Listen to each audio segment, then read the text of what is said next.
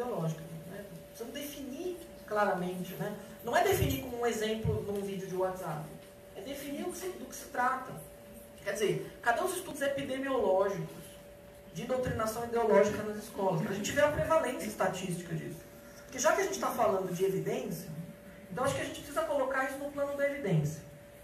Então, se eu estou defendendo uma agenda OCDE, né, que é uma agenda que vai colocar a evidência, a primazia da evidência, a evidência em primeiro plano, para dizer, olha, esta é uma política que tem impacto, esta é uma política que não tem impacto, então vamos transportar esse raciocínio para fazer uma epidemiologia da doutrinação ideológica nas escolas. Vamos ver, né, quem está produzindo isso, para que a gente possa fazer um debate. Né? Então, acho que vou sempre argumentar nessa linha, né? De a gente buscar essas evidências. E eu, claro, sou muito crítico, né, dessa política pública baseada em evidências, mas acho que nós precisamos usar justamente para questionar as pessoas que propugnam esse tipo de discurso. Então, nessa linha que vou dialogar aqui. Bem, colégios militares.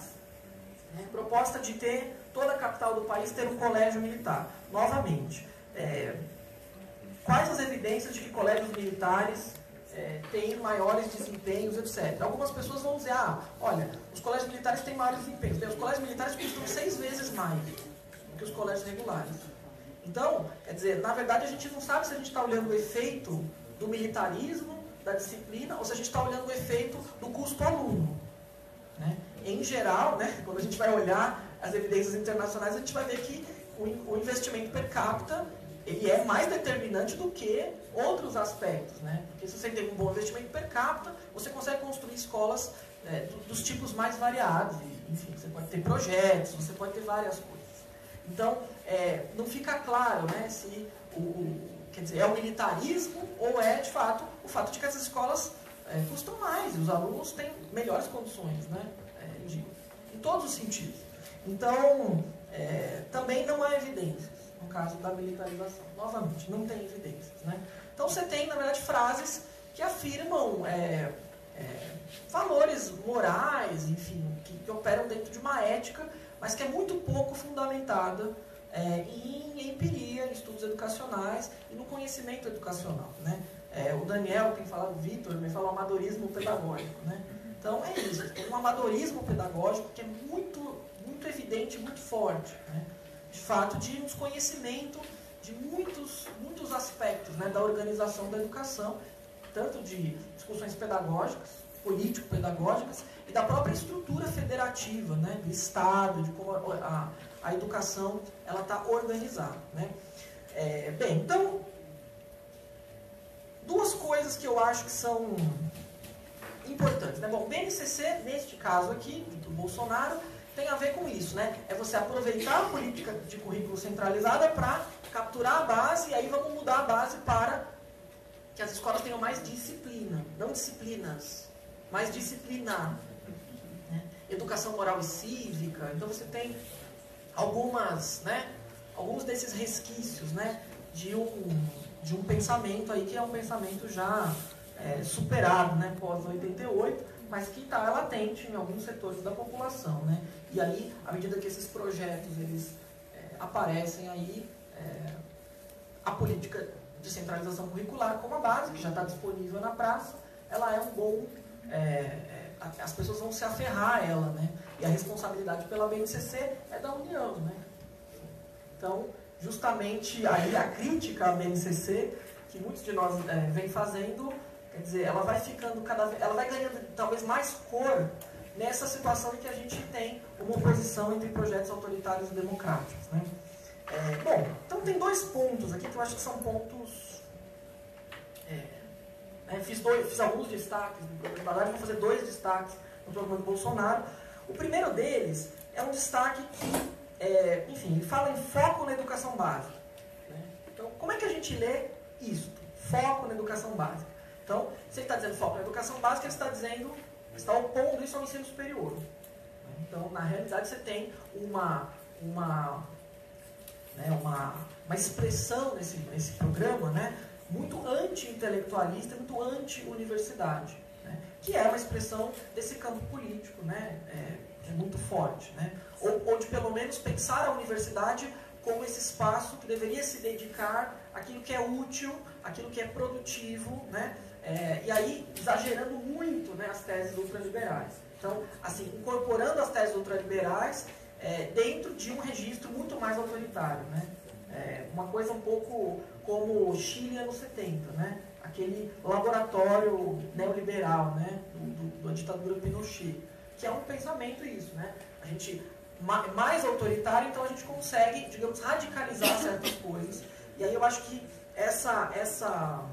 esse debate, né, de oposição entre educação básica e superior, ele é falso, né? Porque na verdade não é que a gente gasta muito na universidade e pouco na educação básica. É que nós gastamos pouco na educação básica.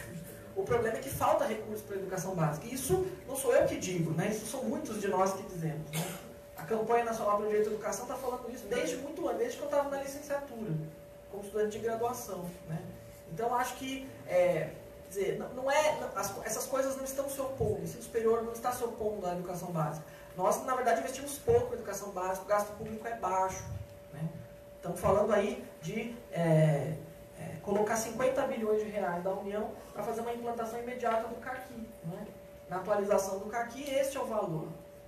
Então, como aquela discussão também, que é uma discussão falsa, que estava lá na campanha do Geraldo Alckmin no primeiro turno, que é o foco na primeira infância, né? Que também é defendido pelas fundações empresariais. Quer dizer, não é que se eu fizer o foco na primeira infância, então eu vou tirar do ensino médio, tirar do ensino fundamental. É uma falsa oposição, né? Eu preciso de mais investimento em todos os lugares, né? A educação básica está faltando, está subfinanciada, né? E, ultimamente, desfinanciado, porque se a gente tem a emenda vai causando uma depressão orçamentária ao longo do tempo. Emenda 95. E, bem, então esse é o primeiro destaque. O segundo destaque é a educação à distância, né? Que é um ponto, digamos, que está sendo, inclusive, explorado, né, na campanha, nos programas eleitorais. E sobre isso, quer dizer, eu tenho a dizer o seguinte, né? As fundações empresariais e o campo ultraliberal, ele já tem um projeto de educação à distância, né? Que já está na reforma do ensino médio, já está embutido em algumas coisas.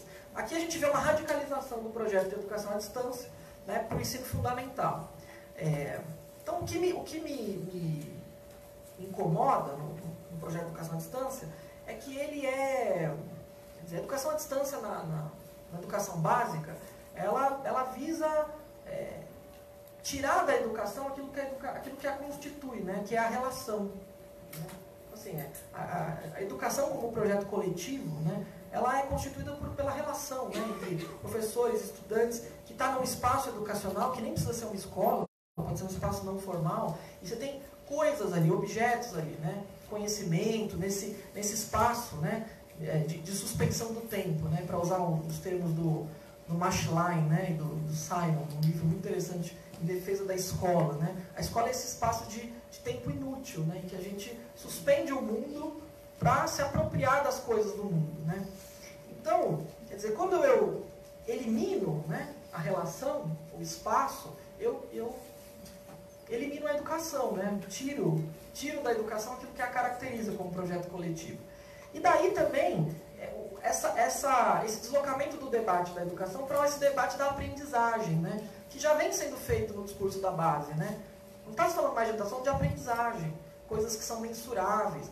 Quer dizer, o registro liberal, né, ultraliberal, ele aparece quando a gente migra, né, de educação para aprendizagem. Não falo mais direito à educação, eu falo direito à aprendizagem. E aí eu não vou mais cobrar do Estado, eu vou cobrar das professoras e professores. Então, assim, está muito presente isso nesse programa do Bolsonaro, tá? Bom, então, acho que assim, se a gente puder comparar o incomparável, eu acho que nós temos isso, tá? Então, assim, duas questões para a gente pensar depois, né? Primeira questão, assim, eu concordo inteiramente com a Denise que a gente tem, assim, digamos, nesse programa do Bolsonaro, quer dizer, uma apropriação violenta, né, das teses ultraliberais das fundações empresariais, né?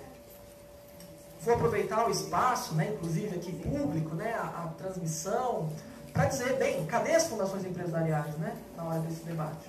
As fundações empresariais estão falando do PNE, não é? Estão lá disputando nos espaços da Undime, no Concede. Eles estão lá disputando, né? Fundação Lehman, Instituto Ayrton Senna, Todos pela Educação, Instituto Unibanco. Vou nomear cada uma delas, né?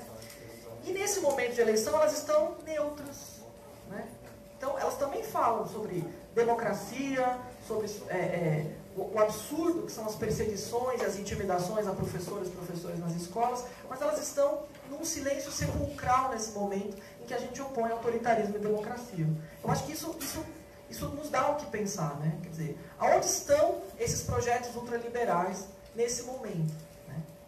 Eles estão aguardando o dia 28 para saber onde eles estarão no dia 29. Então, acho que esse é um ponto que a gente precisa... precisamos nos deter em olhar para esses atores. Porque esses atores, eles são lastros econômicos de ambos os programas. Né? E lastros, muitas vezes, de formulações. Né? Então, a gente encontra muitas dessas formulações em ambos os planos. Mas, claro, acho que o programa Bolsonaro isso está mais evidente. Então, esse é o primeiro ponto. E o segundo ponto, e aí já dando gancho um pouco para a questão mais local, né? Então vamos falar do estado de São Paulo, que é assim, quer dizer, se a gente vai descambar, né, para uma noite sombria, né, de um tempo autoritário, a gente mais do que nunca vai precisar contar com as instituições, né?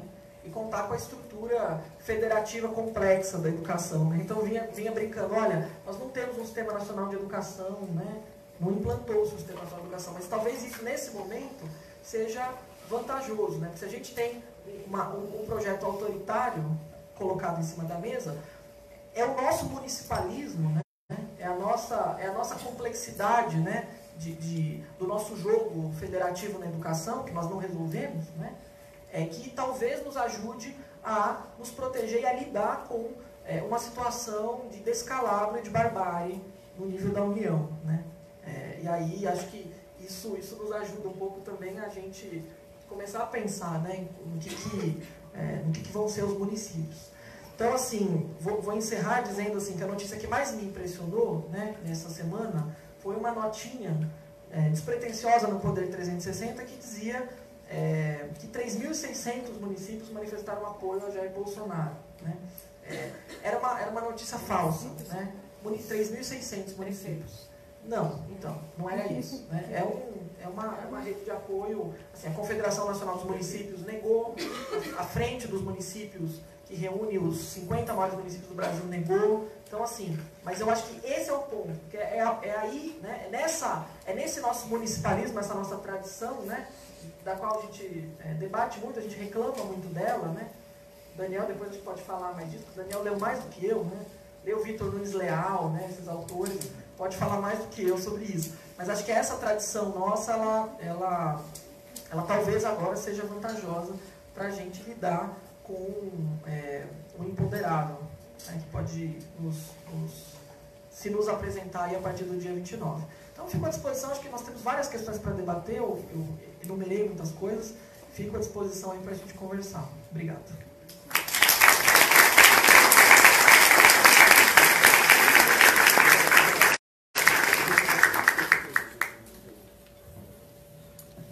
Bom, agradecer a exposição do Fernando. O Fernando também cumpriu o tempo, das 19h10 às 19h40.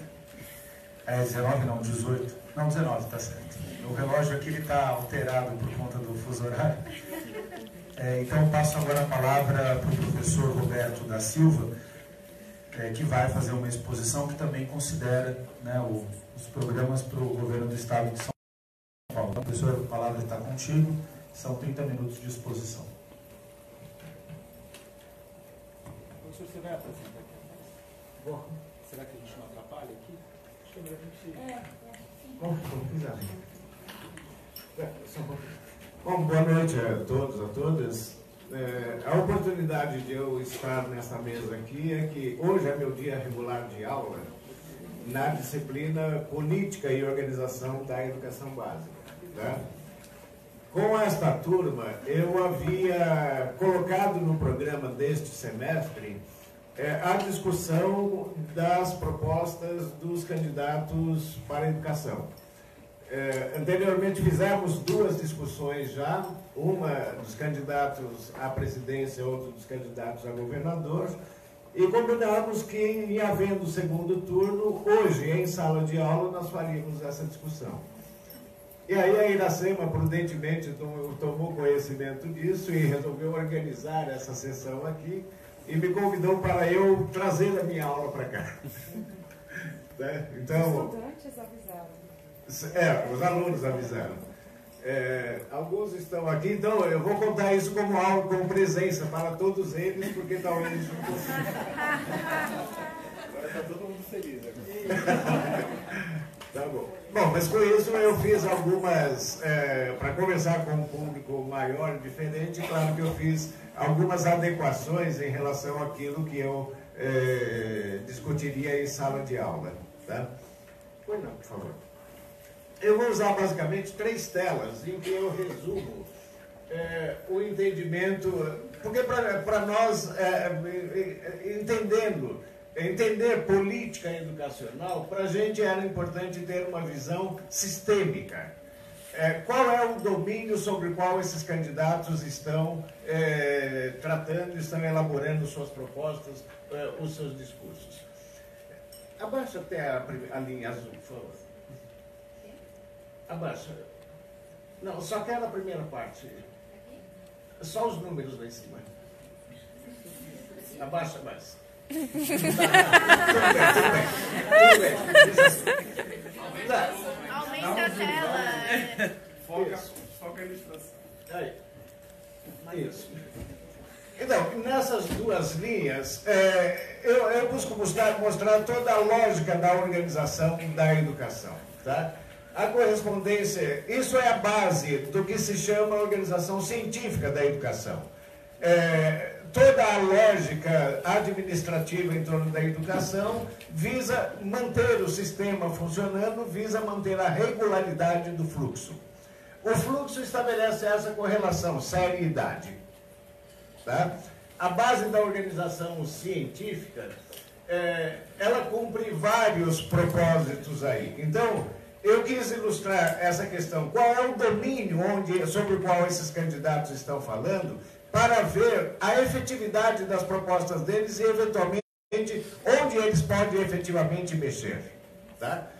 Porque essa forma de organização da educação brasileira, ela é obra de 60, 70, 80 anos.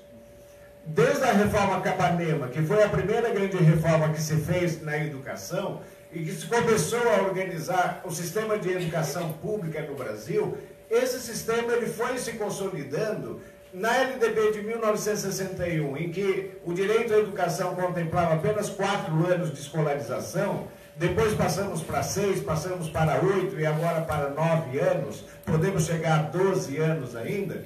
Então se constituiu essa linearidade do sistema educacional em que se estabelece, com base em alguns raciocínios, se estabelece uma correlação de adequação entre idade e série. Com essa adequação e idade e série se faz, se persegue, aí sobe um pouquinho, se persegue uma certa linearidade que nos dá a ideia de fluxo escolar. Né? Então, é com base nessa linearidade que se estabelece também essa sequenciação, o percurso que os alunos devem seguir ao longo do sistema escolar. E ali também se faz a questão da fragmentação dos conteúdos, a dosagem dos conteúdos, o que se ensina primeira, segunda, terceira, quarta, para corresponder à relação série-idade. E é em função disso também que se aloca os docentes especializados para dar conta de cada conteúdo. E toda essa sistemática favorece a avaliação e o controle. Então, sobretudo a dimensão do controle aí responde pelo caráter científico da organização escolar. Agora, mais do que isso, aí a gente pode começar a estabelecer